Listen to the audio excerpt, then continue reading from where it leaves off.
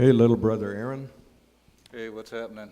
Well, I understand there's unrest in the tribes, almost breaking out in civil war because one tribe wants to be the boss, and the other wants to be the boss, and everybody wants to tell everybody else what to do.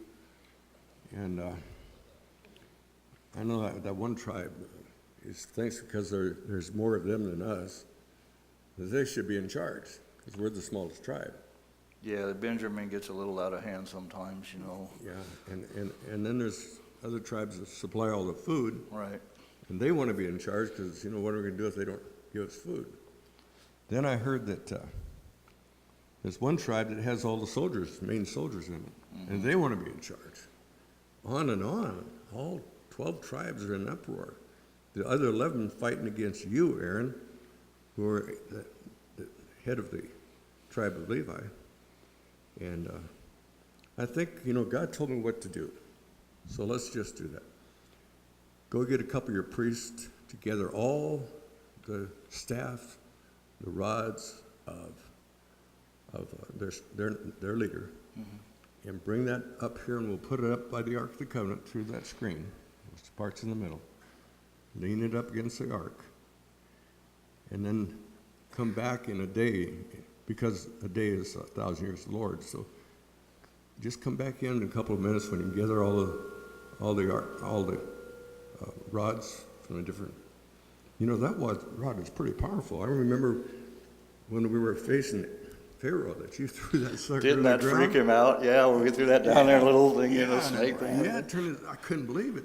He ate all the other rods. Well, then he has his mystics come out, and their rods turned into snakes. Yeah, they were nuts. What'd your snake do? He was hungry. Yeah. What'd he do? He just ate them all, man. He ate them all? Yeah, he's got a little Egypt in him right now. Yeah. Whoa. Yes, he does. But then God told you to pick it up. Yep. You just seen him eat a dozen snakes, and you were hoping he was full. It wouldn't bite you. And God was using you, and you kind of mentioned that to me, and, you know, I wasn't sure if you were pulling a prank on me, because you know how brothers can be, you know. Yeah, I But know. when I picked it up, right back to normal. Wow.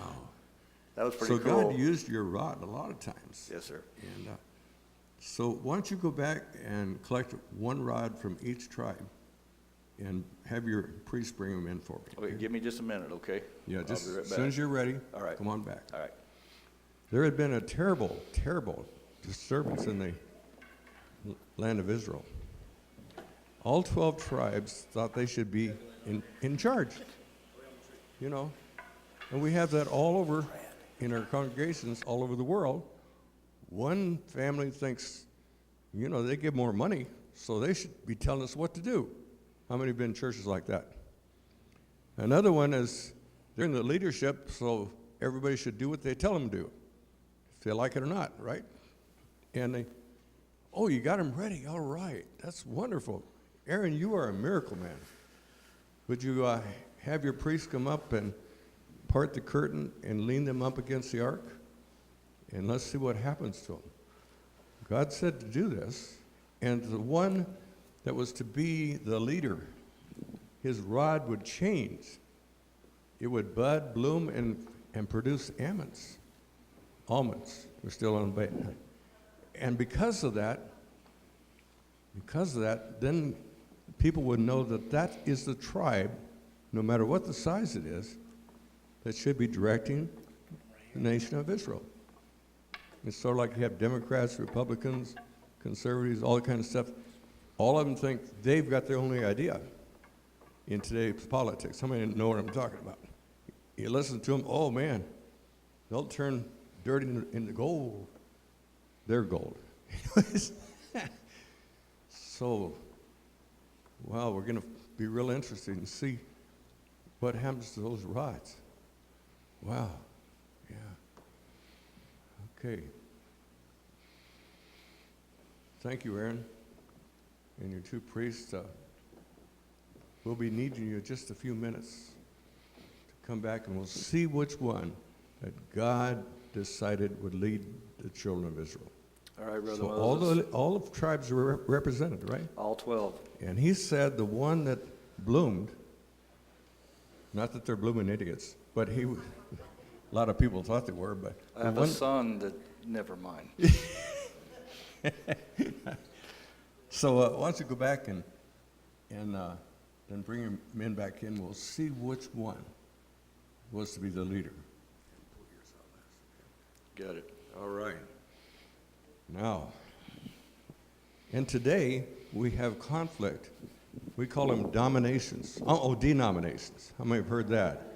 Huh? And we do. Every denomination thinks if you don't go their way, then you miss the highway. How many know what I'm talking about? You talk to each one. I talked to a lady the other day, and I said, you're stuck in neutral. And she said, well, we've been doing it this way for 100 years. It must be right. Methods have to change, but the message needs to stay the same.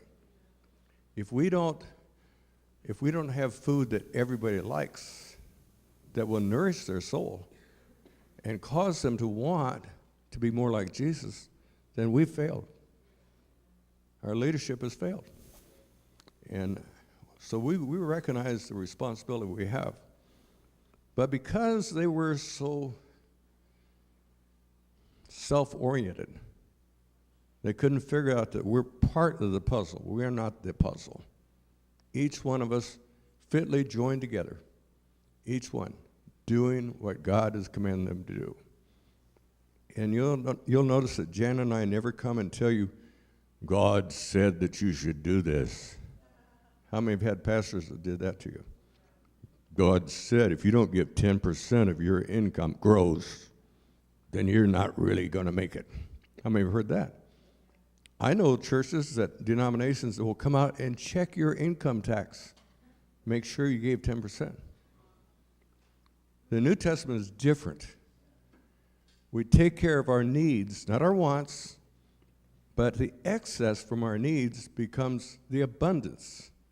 And we're to use that abundance to the furthering of the kingdom. So if you're a young family and you've got a bunch of kids to feed, you probably don't hardly make it.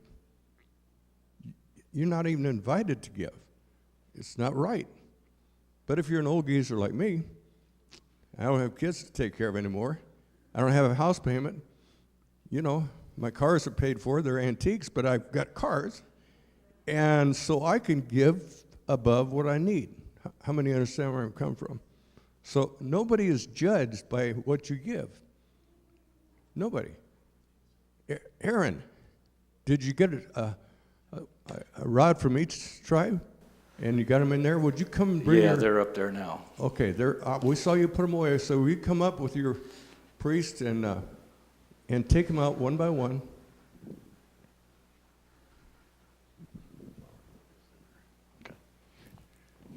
One by one.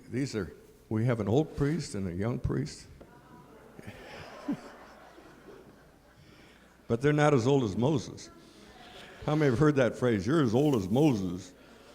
I've had a lot of people tell me that, more lately than before.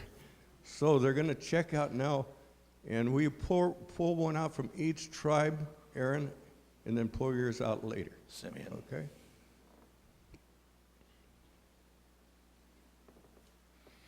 All right. He's checking to make sure which one has. And Gad. They have written on them what the tribe is. Issachar.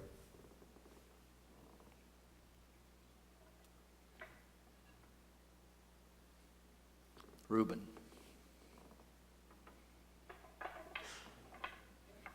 Asher.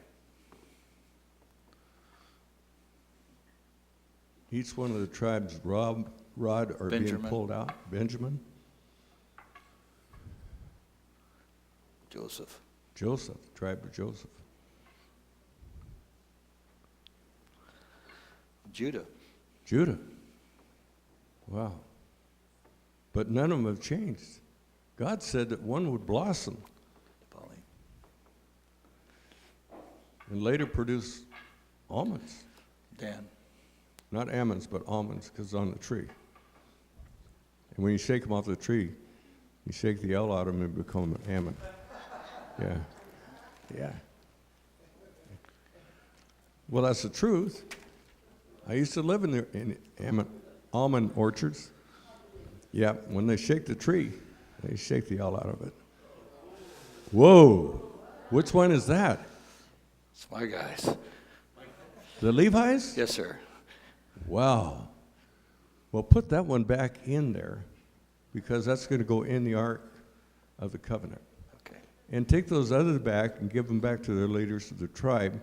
And God has shown us who he appointed, the least of all the tribes. They had no property. They couldn't fight. They weren't like everybody else that produced. But they did produce fruits of righteousness, joy, and peace in the Spirit of God. And that's what God has determined for you to be. For you to be an example to your friends, your neighbors, of the righteousness, doing things right, to have peace and joy in the Holy Spirit. Even when times get so hard you can't handle it, you can go to the rock and he'll stand by you. Recognize that he is with us always. Even when we don't recognize it, he is there. He's there all the time. And maybe he's waiting patiently in line for you and I to listen to him instead of the world we live in. You listen to anybody else, including me, you're not listening to God. He will speak to you in your innermost being, in your heart of hearts. You need to listen with the stillness. Those that wait upon the Lord will renew their strength. They'll rise up with wings like eagles. I looked up yesterday and I saw these eagles flying around, and finally I realized they were buzzards. When we put our cattle out to winter range, I went out there, and this guy came. He said, there's a bunch of geese on your property. I said, really? He said, can I shoot them? Sure. He came out with 7 of them in the back of the little yellow pickup, little Toyota, and there were 7 buzzards in there. I said, those geese are really tough. So you need to parboil them before you fry them, and you'll really like them. Now he listened to me. He probably thinks geese are the worst tasting thing in the world. Dave, Yes. Are we he through? said, could I please shoot those turkeys, those wild Oh, turkeys? turkeys. That's right. Boy, can't get away with anything. He thought they were turkeys, but they were buzzards. Anyways, if you end up with buzzards for dinner, I have the recipe. Okay. How many have eaten a buzzard one time you thought it was a turkey? Not good. Anyways, I want you to know that you're a priest unto God. Everyone that is a child of God is a priest to the world around us.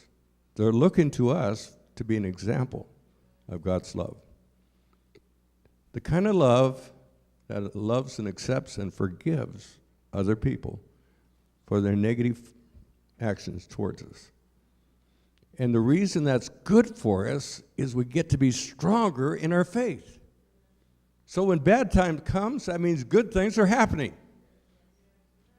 And when it does happen, just look to the Lamb of God, for he alone is able to save us from ourselves and cause our attitude to bring altitude to the people around us.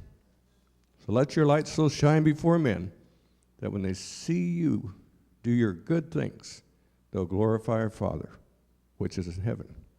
God bless you. May this be a blessed day and a great week in Jesus. God bless you.